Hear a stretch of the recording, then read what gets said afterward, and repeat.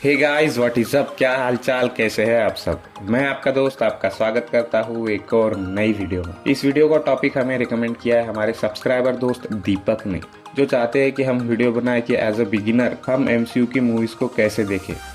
भाई ने बोला करने का तो करने का। तो इसीलिए इस वीडियो में हम एमसीयू के मूवीज की क्रोनोलॉजी समझेंगे। तो फिर देर किस बात की है, चलिए वीडियो करते हैं शुरू। तो फिर सबसे पहले देखनी पड़ी captain America the first Avengers, जिसकी टाइमलाइन है 1945 की, यानी वर्ल्ड वॉर 2 के टाइम की। जैसा कि इसका नाम है, ये मूवी कैप्टन अमेरिका के ओरिजिन को एक्सप्लेन करती है।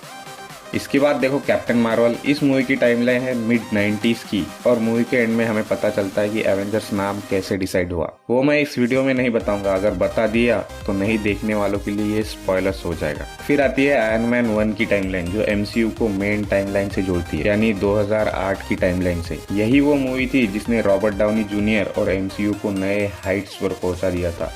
इसके तुरंत बाद ही आप देख सकते हो आयरन मैन 2, क्योंकि दोनों की टाइमलाइन लगभग सेम ही है। इसके बाद अगर हल्क की ओरिजिन देखनी है तो 2002 वाली हल्क देख सकते हो, और फिर देखो इनक्रेडिबल हल्क, जो तुम्हें हल्क के बारे में सब कुछ बता देगी। फिर देखो थॉर, जिसका post credit seen the Avengers movie को सेट करती है। The Avengers movie he MCU को एमसीयू फ्रेंचाइजी से एमसीयू यूनिवर्स बनाती है।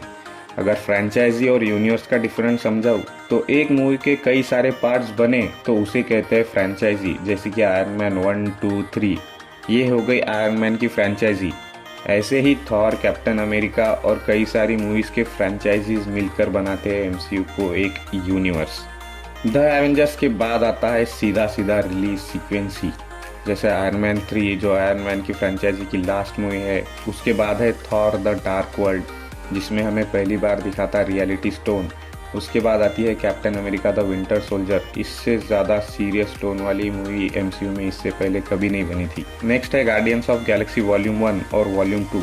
इनकी टाइमलाइन के बीच में कुछ ज़्यादा डिफरेंस नहीं है, तो आप वॉल्यूम 2 भी तुरंत बाद ही देख सकते हो। और गार्डियंस ऑफ गैलेक्सी वॉल्यूम 1 वही मूवी है जिसमें हमें सारे इन्फिनिटी स्टोन्स के बारे में पता चला था, और इन्फिनिटी सागा के मेन विलन के बारे में भी। फिर आती है एज ऑफ अल्ट्रॉन, जो एमसीयू यूनिवर्स के एवेंजर्स फ्रेंचाइजी की दूसरी मूवी थी। एज ऑफ अल्ट्रॉन के बाद देख सकते हो एंटमैन। ये हमें एकदम ब्रीफ में आइडिया देगी कि क्वांटमेनिया का क्वांटम क्या है।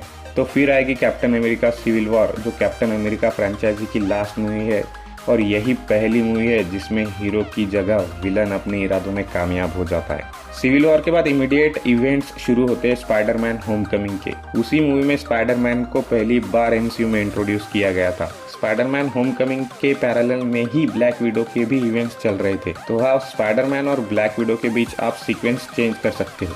फिर आती है अपने बेनेडिक्ट कम्बरबैच भाई साहब की मूवी डॉक्टर स्ट्रेंज, जिसमें हमें पहली बार इंटर डायमेंशनल विलन्स को भी देखने को मिला था, जैसे कि डोरमामू। फिर आती है ब्लैक पैंथर। इस मूवी के इंसिडेंट्स भी सिविल वॉर के तुरंत बाद के ही है। इसके पैरेलल में ही थॉर रैग्नारॉक भी चल रहा था, जो थॉर का तीसरा और सबसे सक्सेसफुल पार्ट था। और इसी के तुरंत बाद देखो एंटमैन एंड द वास्प, जो हमें क्वांटम साइंस को बहुत बेहतरीन तरीके से समझाती है। फिर आई थी एवेंजर्स इन्फिनिटी वॉर, जिसका सभी ने 10 सालों से इंतजार किया था।